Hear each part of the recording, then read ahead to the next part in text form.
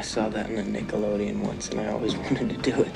Welcome to MsMojo, and today we're counting down our picks for the best movies about young couples falling in love and making us fall in love right along with them.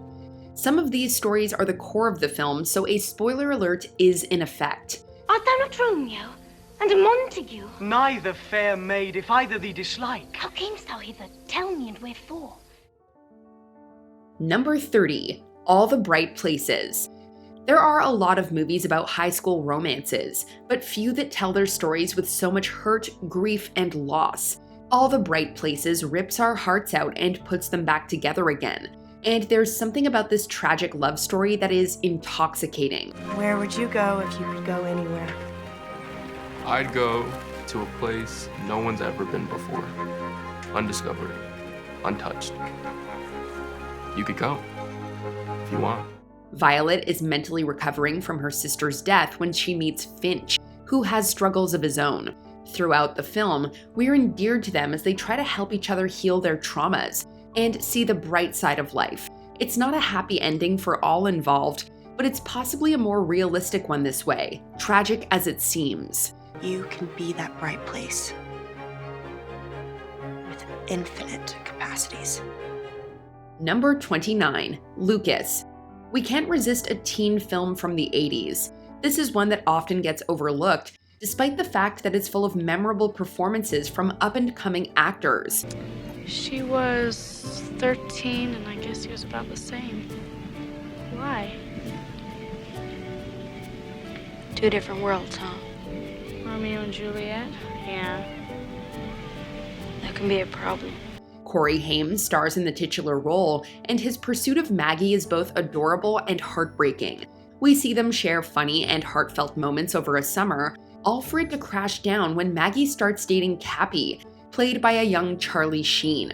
If you're feeling nostalgic for that high school young love, and a good slow clapping scene that makes it clear that the outcast finally belongs, this one is for you.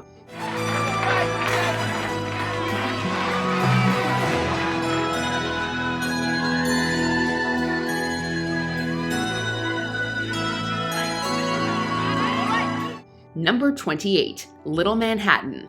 Way before he was helping Katniss defeat the Capitol in the Hunger Games franchise, Josh Hutcherson was a little heartbreaker playing opposite Charlie Ray.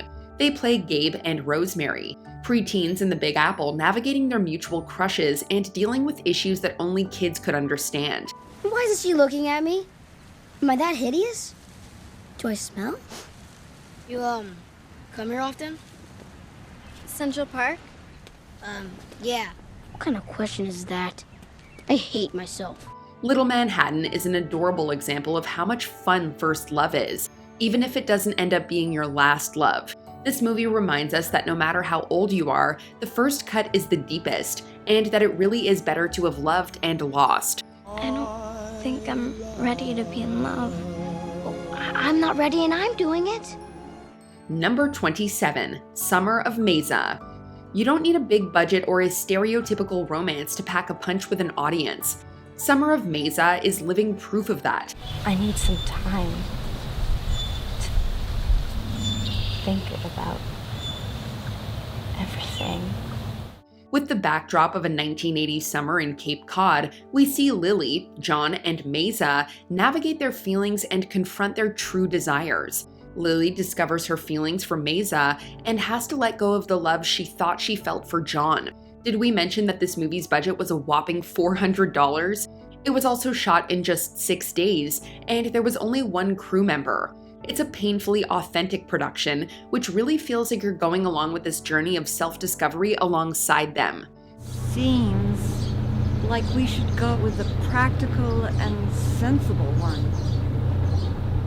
But you have to follow your heart. You have to give that a try. Number 26, Goodbye First Love. This film is in the language of love and takes place in Paris, so it's already got the setting for a great love story. But it's the performances, plot, and chemistry of the characters that carries this film. Je t'aime, Camille. Mais tu voudrais être tout. C'est pas possible. Mais toi, c'est tout pour moi. Camille loses her first love, Sullivan, when he moves to South America, but she finds love again years later in Lorenz. What follows is a love triangle that tears her in two different directions. It's heartbreaking and gripping to watch her navigate it all. If you've been heartbroken, particularly at a tender age like Camille, this film hits particularly close to home, but it still leaves you with fleeting feelings of hope and happiness. Mais je sais que le lien qui nous unit est plus fort que le temps qui passe. Et je te quitte avec l'espoir de te retrouver, un jour, où nous serons plus libres, plus grands, plus dignes de notre amour. Number 25, The Way He Looks. This artier coming of age takes us on a journey with Leonardo as he unsuspectingly falls for Gabriel. It's the quiet moments in this film that really leave a lasting impact. Leo eloquently deals with his friendships and romantic relationships as the tides change in his world. His sight impairment acting as a symbol. He learns about who he is and what he wants, which is endearing to witness. Gabriel, eu não tô entendendo. Primeiro você me arrasta pra festa e agora você quer me arrastar pra fora dela? O que tá acontecendo? Responde, Gabriel! Por que você tá falando assim comigo, cara? Por que você tá tão nervoso? Porque sim, porque fica todo mundo querendo me controlar e ninguém quer que eu beije ninguém.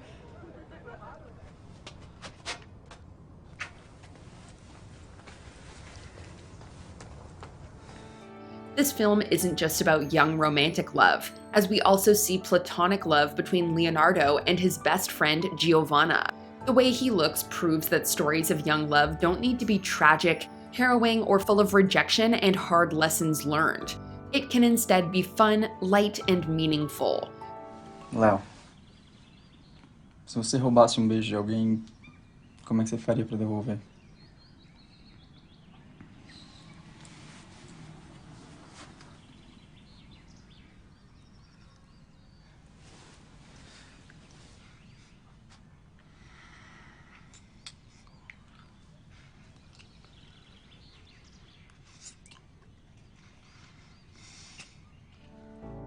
Number 24, Pretty in Pink. You told me you couldn't believe in somebody who didn't believe in you. I believed in you. Always believed in you. You just didn't believe in me. After hitting home runs with 16 Candles and The Breakfast Club, it's clear that John Hughes and Molly Ringwald were a pair to be reckoned with. In Ringwald's personal favorite of her own films, she plays Andy, who's best friends with a young John Cryer as Ducky. They both come from the wrong side of the tracks, but when Blaine falls for Andy, their class divides loom until they bubble to the surface, and the film takes a turn from fun love to mature revelations. Still, the ending is polarizing but beloved, as Andy and Blaine are eventually able to come together, with Ducky's blessing, of course. At least there's potential with a girl he meets at prom.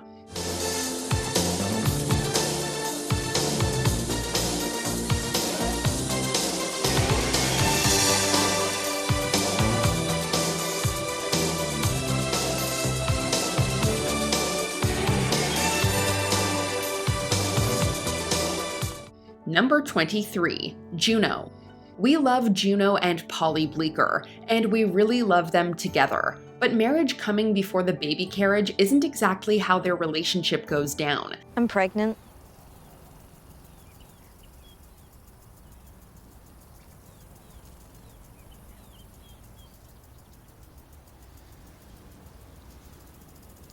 What should we do?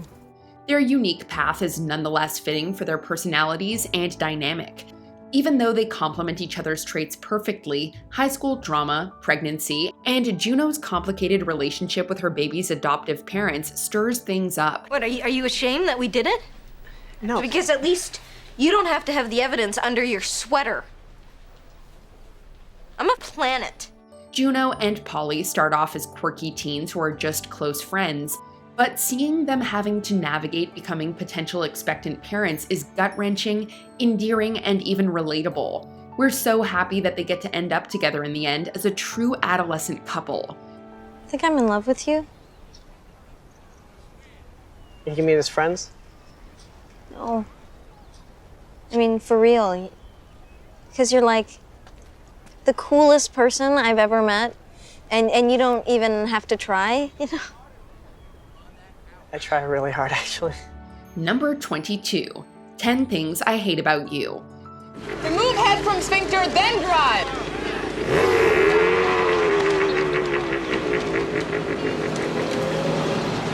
You okay? Yeah.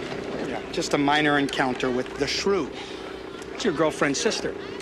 Wait, that's Bianca's sister? We love a good modern take on a Shakespearean classic, and this one has us in all of the feels. As Cameron tries to win over Bianca, he has to find someone to date her sister Kat in order to respect their father's rule that Bianca can date when Kat does. This leads to hijinks between Kat and Patrick, who was initially paid to be with her, but eventually they fall hard for one another. Well, no offense or anything. I mean, I know everyone digs your sister, but, she's without.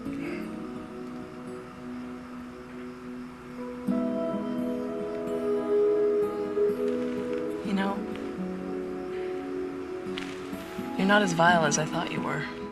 Their relationship is adorable and playful, but it becomes more heartfelt and deep as their true selves and their real intentions reveal themselves. Who could forget Patrick serenading Kat to a Frankie Valli tune?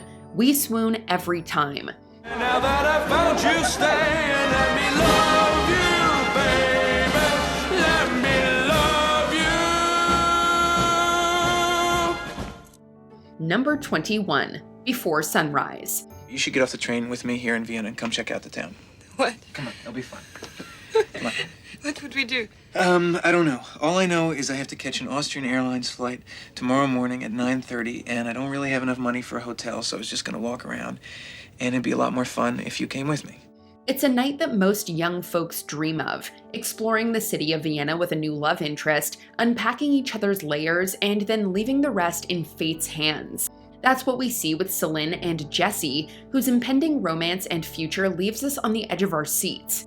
It's amazing to watch them go from complete strangers to people who understand the other so deeply that it's like they've known each other all of their lives. It sets the scene for the 2 sequels that tug at our heartstrings just as much as this one.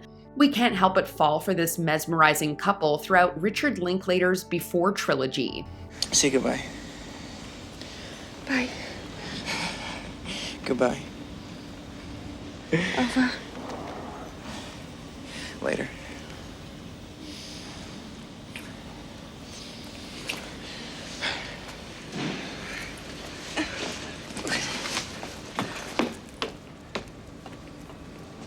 Number 20, The Half of It.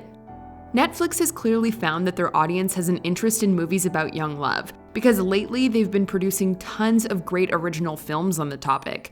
One of the most recent is The Half of It, which employs a unique concept with a fresh and modern feeling twist. I'm not good with words. But you know you love her. I know. I think about her when I wake up, and when I'm doing my sprints, and when I'm eating my mom's bratwurst, and when I'm saying my prayers. That just means that you're stubborn, not that you're in love. No, it's love. High school jock Paul has a crush on a girl named Aster, but isn't exactly a wordsmith, so he hires smart girl Ellie to pen a love letter to her. There's an added level of complication though, because it turns out that Ellie is in love with Aster too. The movie explores the meanings of true love, which are relevant no matter how old you are.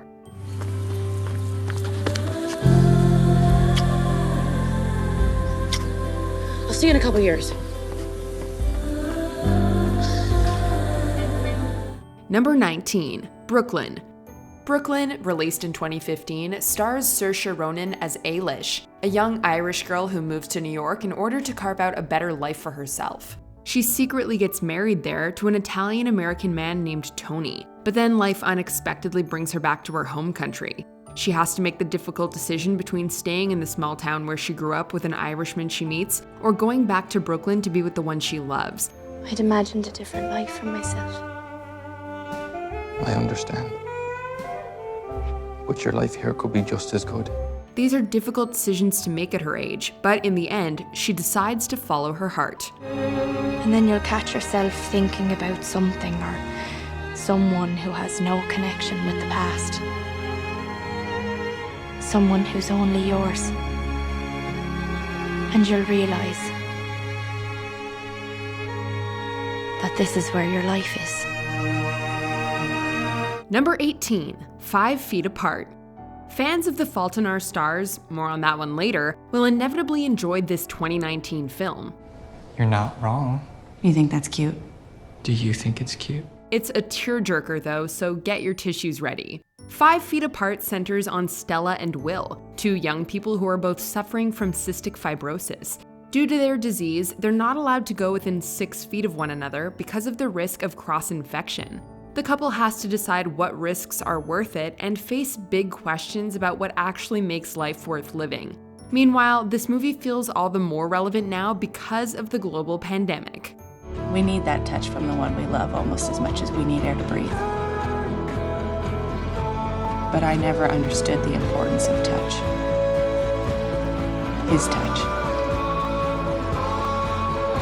Until I couldn't have it. Number 17, The Spectacular Now.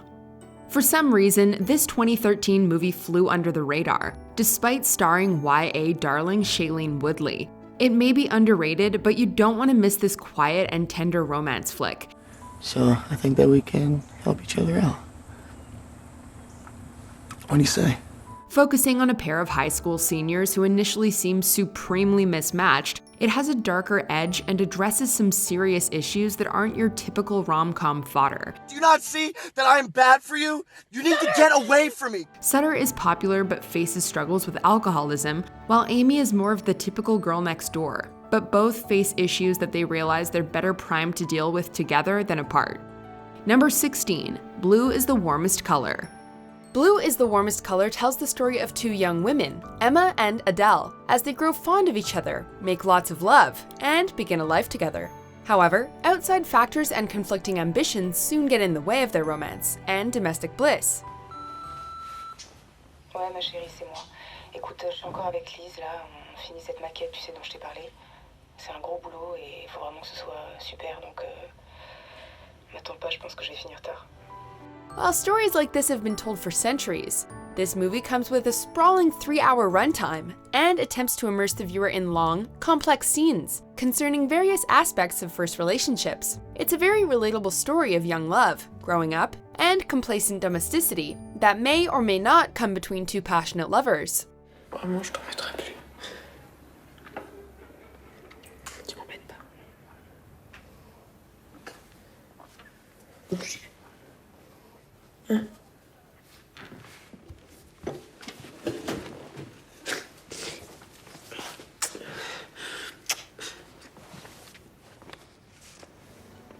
Number 15, The Perks of Being a Wallflower. Stephen Chbosky's novel The Perks of Being a Wallflower created a legion of fans when it was released, and a whole new generation got to experience the story when he adapted it for the big screen. Perks deals with a lot of serious issues, including mental illness and sexual abuse, but it also portrays a young boy falling in love for the first time. In many ways, this isn't your typical romance, with many levels of complication coming between Charlie and Sam. Sam, I really didn't mean anything by it, I'm sorry. What the hell is wrong with you? But it definitely does a good job of showing what happens when you love someone who doesn't seem to feel quite the same way about you. Although in this case, she comes around in the end. And you're not small, you're beautiful.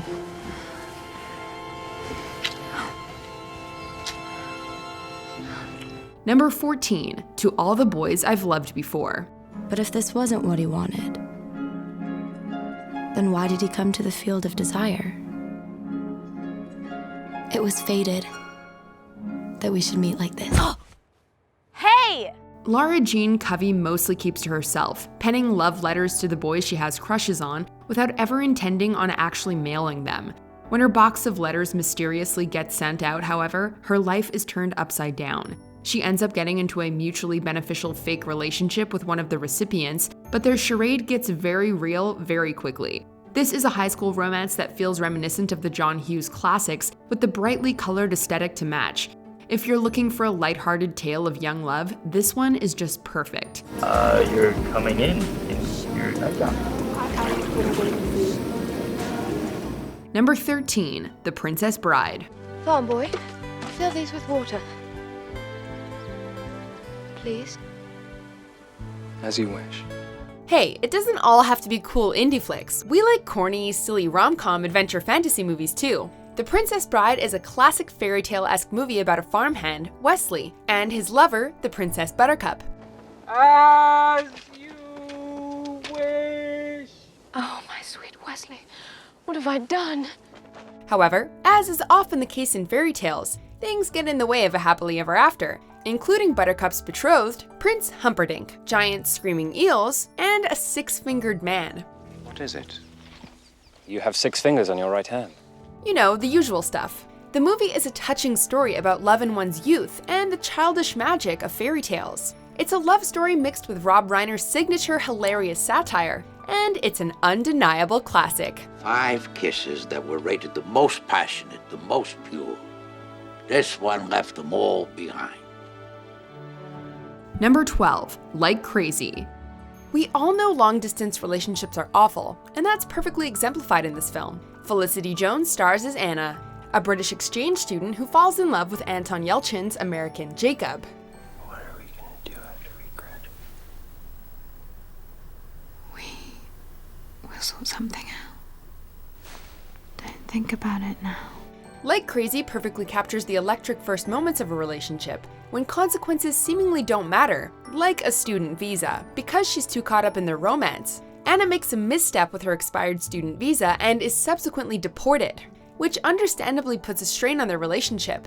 Whatever, what do you want to do? I don't know, I'm really tired. Yeah, so am I. So do you want to go or what? Or do you want to get something to eat? It's a relatable story about the sheer joy, desperation, and ultimate carelessness that comes with falling deeply in love as a young adult. Number 11, Moonrise Kingdom. What kind of bird are you? I'm a raven. Moonrise Kingdom is a very touching story about childhood love and innocence told through the lens of Wes Anderson's specific aesthetic. The movie tells the story of 2 introverted 12-year-olds, Sam and Susie, as they run away and explore the wilderness together.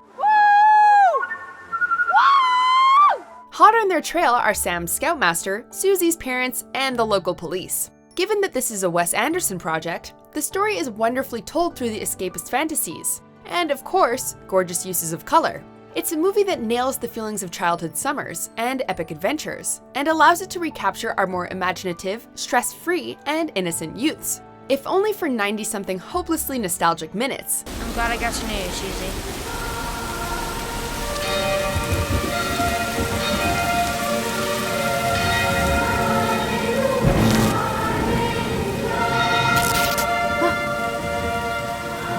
I think you've still got lightning in you. Number 10, Call Me By Your Name. This movie tells the story of the blossoming friendship and eventual relationship of the introverted Elio and the older, more confident Oliver. The story beautifully captures the hesitant initial steps of a relationship, including the painful "do they like me" period of questioning of each other's motives and feelings. I would kiss you if I could. When the two finally get together, they peel away each other's layers to discover a more intimate and personal connection. And yet, there's that persistent lingering feeling that this relationship probably will not last. It's a perfect cinematic example of the initial hesitations, sexual and emotional connections, and undercurrents of tragedy that litter everyone's early forays into love. Is it a video?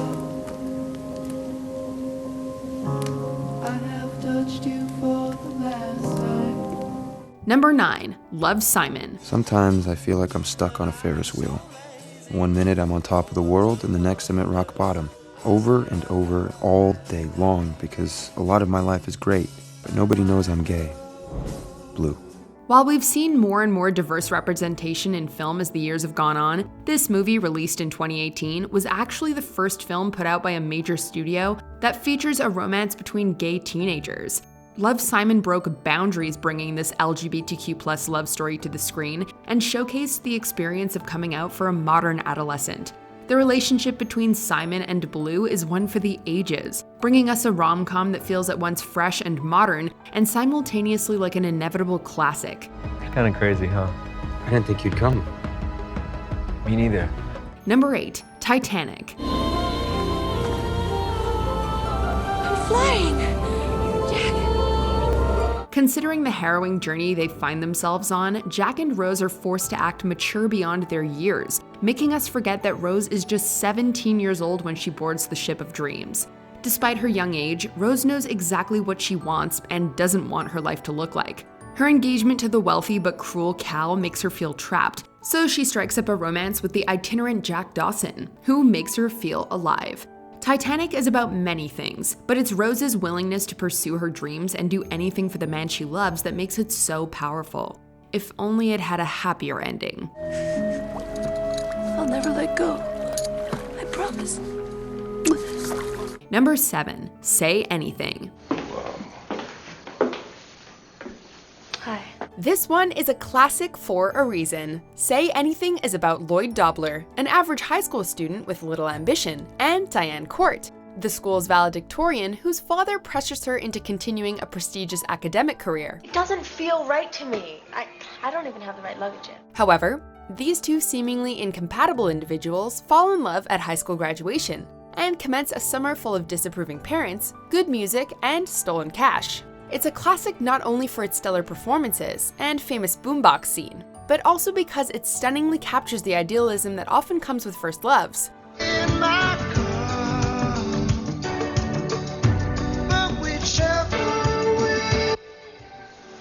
Diane's father may be right when he tells her that Lloyd is unambitious, but we don't care. Young love conquers all. Nobody thought we'd do this. Nobody really thinks it will work, do they? No. You just described every great success story. Number 6, A Walk to Remember. Released in 2002, this movie, based on the novel by Nicholas Sparks, struck a chord with a generation of teens. A Walk to Remember tells of a tragic and doomed romance between bad boy Landon and minister's daughter Jamie. But in all fairness, you did warn me, right? That's right. While the two already have obstacles to overcome, none is bigger than the fact that Jamie is living with terminal cancer. Now would be the time to say something. I told you not to fall in love with me. This tale is a devastating one as we watch Landon grasp onto the final months of Jamie's life before he has to spend the rest of his existence without her. Before she met him, Jamie had kept herself closed off to the world, but the love they share lets her truly live her life to the fullest while she can. Jamie and I had a perfect summer together. With more love than lots of people know in a lifetime. Number 5, The Fault in Our Stars. The concept of The Fault in Our Stars may seem maudlin, but underneath the dreary premise is a beautiful love story. Hi, Hazel Grace. Hi. How would you like to go on a picnic with me? The movie tells the story of cancer-stricken teens Hazel and Augustus as they fall in love, travel to Amsterdam, and find comfort in their situations through each other. Think of all the beauty in everything around you. While most of us hopefully can't relate to the cancer aspect, the movie nevertheless tells a deeply heartfelt and identifiable story about the powers of first love and the feelings of safety we get from companionship. It's not only about young love, but friendship, hope, and the power of optimism. You gave me a forever. Within the numbered days. And for that I am eternally grateful. Number 4, My Girl. In this movie, Macaulay Culkin plays Thomas J. Sennett, an 11-year-old boy who suffers from severe allergies. He befriends and later grows an attachment to Veda Sultanfuss, a neglected hypochondriac. The two help with each other's troubles, and their relationship soon blossoms after a cute first kiss. 2.5, 3. However, tragedy strikes, and the budding romance is cut short. My Girl is a great movie about childhood innocence and learning about some painful facts of life. His face hurts.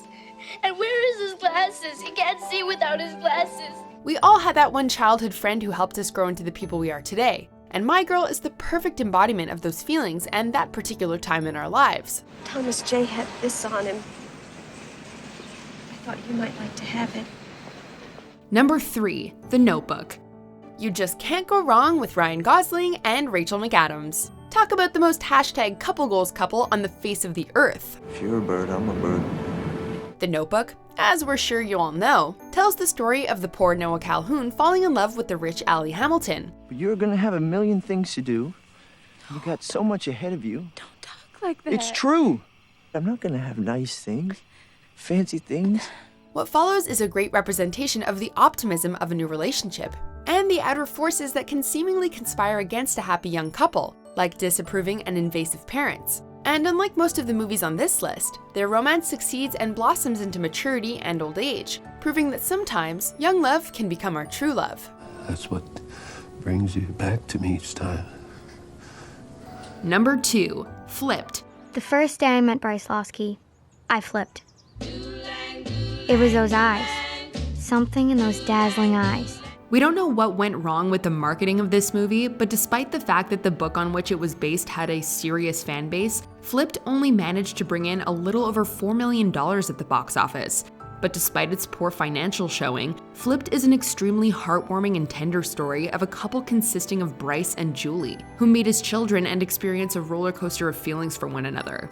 Until recently, I would have said with absolute certainty that he was greater. Far greater than the sum of his parts. But now I wasn't so sure. It seems as though their timing will never be right, with one of them being in love while the other seems indifferent. It's a relatable portrayal of a phenomenon that we've all experienced at one time or another. Before we continue, be sure to subscribe to our channel and ring the bell to get notified about our latest videos. You have the option to be notified for occasional videos or all of them. If you're on your phone, make sure you go into your settings and switch on notifications. Number 1, Romeo and Juliet. If my heart's dear love, I swear. Oh, Juliet! What better pick for number 1 than the most classic story ever told about young love? You've all read Shakespeare's play in school, so there's no need to go over the plot. Some of you may think the story old and stale, especially if you saw the 1968 classic. But give Baz Luhrmann's 1996 adaptation a try, and you'll see how Shakespeare can be brought into the modern world. It's funny, touching, and tragic, and it imbues Shakespeare's words with new life to make them work for a mainstream modern audience. Romeo, doff thy name, and for thy name, which is no part of thee, take all myself. I take thee at thy word. Whether you watch an older version or a later one, there exists no better story about the electric, senseless emotions and fallibility of first or young love than Juliet and her Romeo. Romeo. Well, okay, West Side Story, which is also a riff on the Bard's play, was pretty cool too.